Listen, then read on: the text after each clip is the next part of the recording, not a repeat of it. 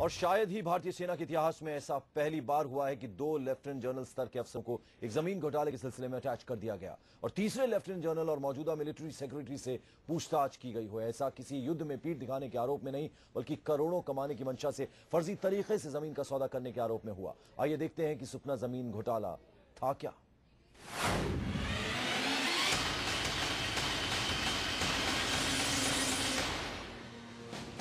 चाय के इस खूबसूरत बागान को देखकर ऐसा लगता नहीं कि इसके आसपास आजाद भारत के इतिहास में फौज के सबसे बड़े जमीन घोटाले की साजिश रची गई होगी। दरअसल दार्जिलिंग के चुमटा टी स्टेट की ये जमीन सेना में एक बड़े घोटाले का गवाह बन गई है। इस जमीन के ठीक पास है सेना के पूर्वी कमान का सुखना हेडक्वार्टर्स। इस बेहद संवेदनशील इलाके के आसपास किसी प्राइवेट बिल्डिंग या संस्थान की मौजूदगी सेना की सुरक्षा के लिए खतरा पैदा कर सकती है। लेकिन इन तथ्यों की अनदेखी कर इस जमीन के 71 एकड़ हिस्से को हथियाने के लिए रची गई एक साजिश।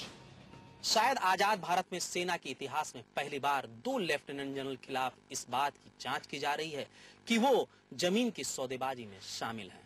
आर्मी के आला अधिकारियों ने 290 करोड़ की घपलेबाजी का जो रास्ता अख्तियार किया, उसके लिए सेना की सुरक्षा की भी अनदेखी की। ये उन अधिकारियों की दास्तां है जिन्होंने 30 साल फौज में बिताए। अब दरअसल 71 एकड़ की जमीन को सेना के 2 लेफ्टिनेंट जनरल स्तर के अधिकारियों, लेफ्टिनेंट जनरल पीके रथ और लेफ्टिनेंट जनरल रमेश हलगली ने गीतांजलि नाम के एक प्राइवेट ट्रस्ट को कॉलेज बनाने के नाम पर देने की साजिश रची।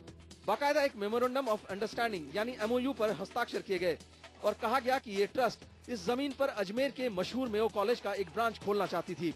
गीतांजलि ट्रस्ट के मालिक दिलीप अग्रवाल हैं।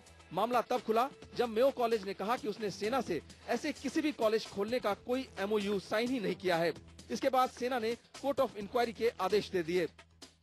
मामले की गंभीरता को देखते हुए रक्षा मंत्री AK एंटनी ने इसकी जांच रक्षा सचिव की देखरेख में कराए जाने के आदेश दे दिए। रक्षा मंत्री के आदेश के बाद दोनों लेफ्टिनेंट जनरल्स पीके रथ और रमेश हलगली को पूर्वी कमान से अटैच कर दिया गया।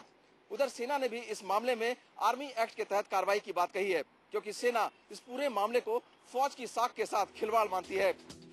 मामले में military secretary lieutenant general Awadhesh Prakash को पूछताछ के लिए पूर्वी कमान बुलाया गया है, क्योंकि दिलीप अग्रवाल नाम का शख्स खुद को लेफ्टिनेंट जनरल अवधेश प्रकाश का रिश्तेदार बताता था। इस फर्जीवाड़े के सामने आने के बाद जब पूर्वी कमान ने इस मामले की कोर्ट ऑफ इंक्वायरी शुरू की, तो मामले में फंसे अधिकारियों ने अपनी गर्दन बचाने के लिए कंप्यूटर से वो डाटा ही गायब कर दिए जिसमें इस घपलेबाजी का कच्चा चिट्ठा था। कोलकाता में विक्रांत दुबे के साथ नीतीश कुमार, दिल्ली, IBN 7।